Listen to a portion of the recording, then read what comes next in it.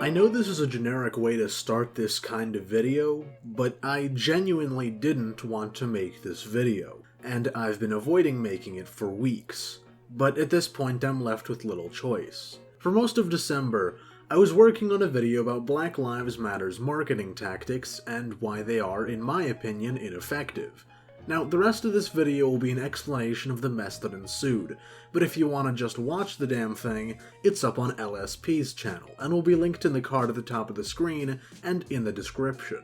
If you want to know why it ended up there, stick around. If not, and you just want to watch the video, adios.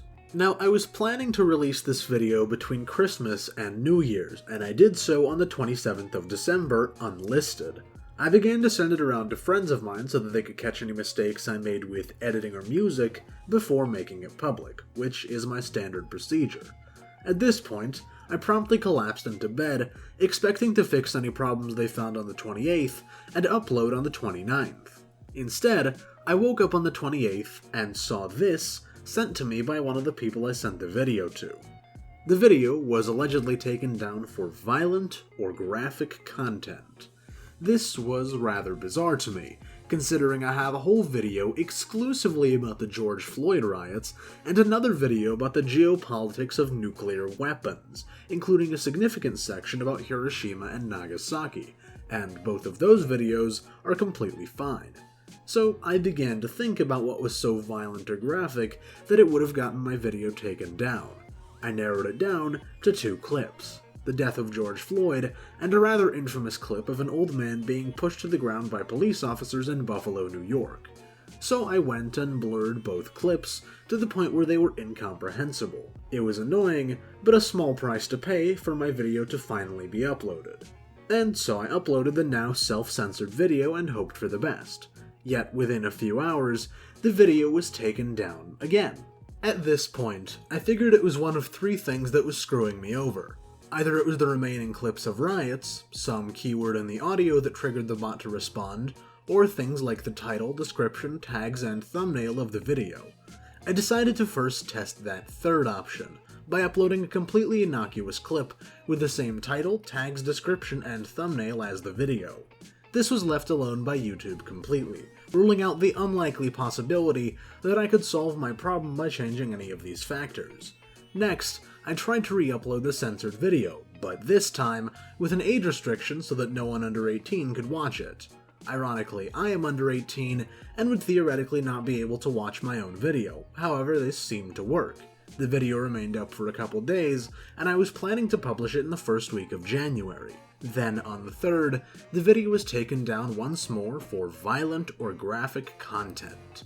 While I was enraged the first 2 times YouTube took my video down, I was too exhausted by this bullshit at this point to get mad, and resigned myself to just blur every clip that could be considered remotely violent, which composed somewhere between 5 and 10% of the video. I uploaded the now very heavily censored video, and it too was taken down within a day, my appeal being rejected. As this was unfolding, my friend LSP asked me to mirror the original uncensored video to him, which I did.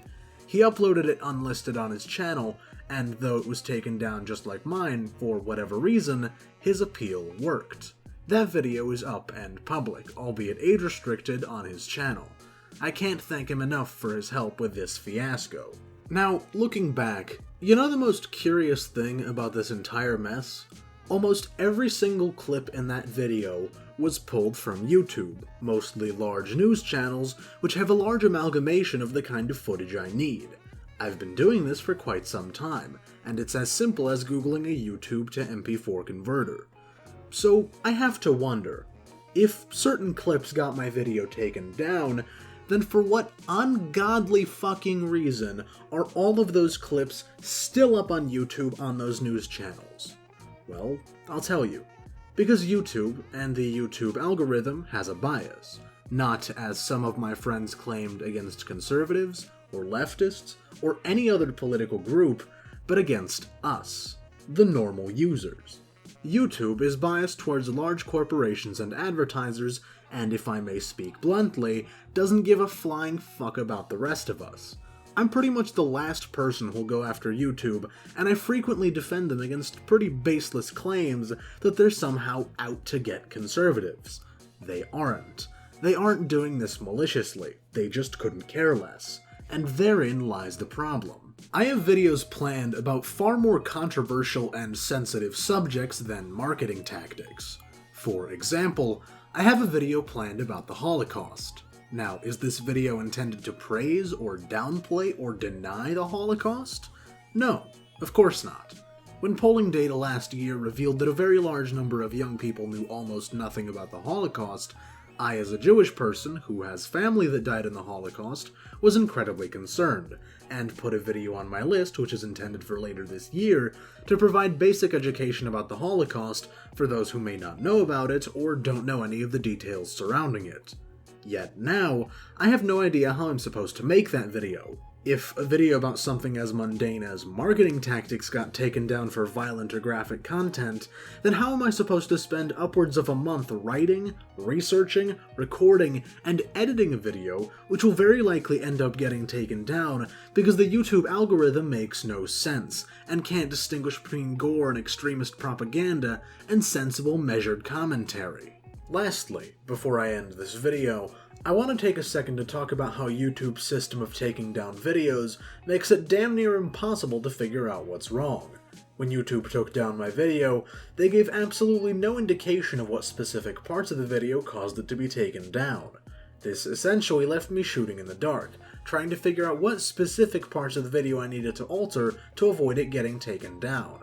And we know for a fact that YouTube can do this. Whenever a video gets copyright claimed, they clearly indicate what part or parts of the video caused the claim, so I see absolutely no reason why the same shouldn't apply for video takedowns.